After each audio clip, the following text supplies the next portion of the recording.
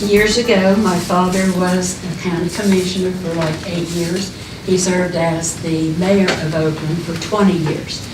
So, telling you this is just a background of how many of the others here have represented their passions for keeping our county and our town as it is. That people do like to grow up here or come back here. So having said all that, thank you for being receptive when you are listening to us, because you can tell we have a variety of voices here. But way back in the 70s, again, when there was a proposition at that time that even these traffic lights, you could be adjusted to pedestrian traffic as well as the motor vehicle traffic.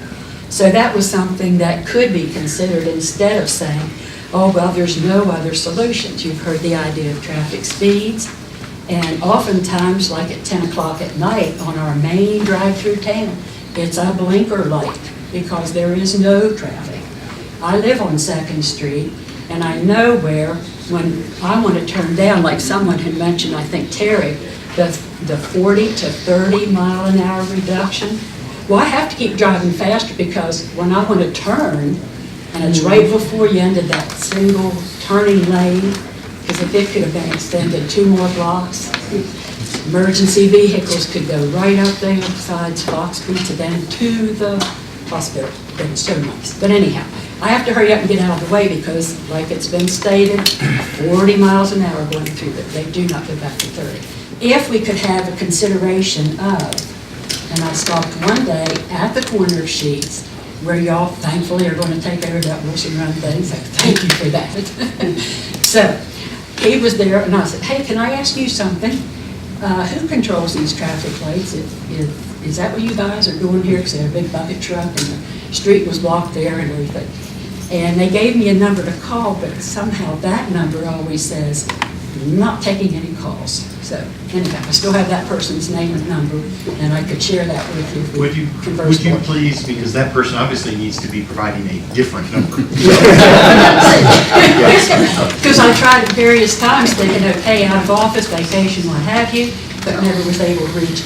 We also have a wonderful online system where you can log those. You'll get a response within 24 hours, and a lot of times the shops will react before you even hear back. So if you follow up with us, one of our team would be happy to get you that information. Same site that you gave earlier?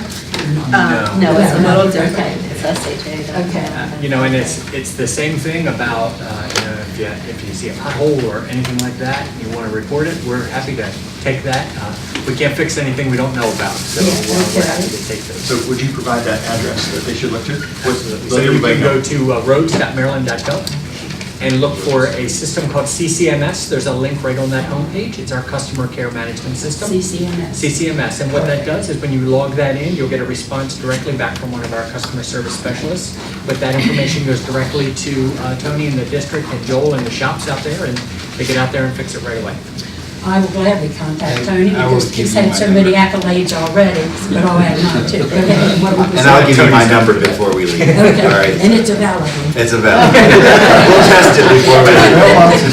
I do want to know who provided you a number that was invalid, because we will contact that person and make sure that doesn't I happen. have no idea, he just had his, So these have been the most articulate comments and on point and civil that I've rarely got to experience. So I want to thank you for your very well reasoned statements, and I do care about hearing those. And as I said, you sort of see where we're coming from when we're looking at the bypass. Is number one, we've got to figure out if it can be done much more cheaply than what it is to start. What would that look like? What would that cost? How would we fund it? Which, again, I don't know how we would do that yet. But ultimately, when there's a dispute, we're going to be talking to the gentleman here. We're going to be talking to the people within the town council. Actually, I love Oakland. I love coming to Oakland. It is a great place. So we don't build things just to spend money. we are trying to support communities, counties, and be a calm. Right, thank you for that. Thank you for the idea of the easy pass and the idea, so kind of as a segue into that, please keep spending money in those areas and for BW&I, whatever we're doing here. And just let us continue to try some other things that could work. And like I say, I would stand up and I've got all this history that if anybody wants to chat with me, I'll share with you. And thank you for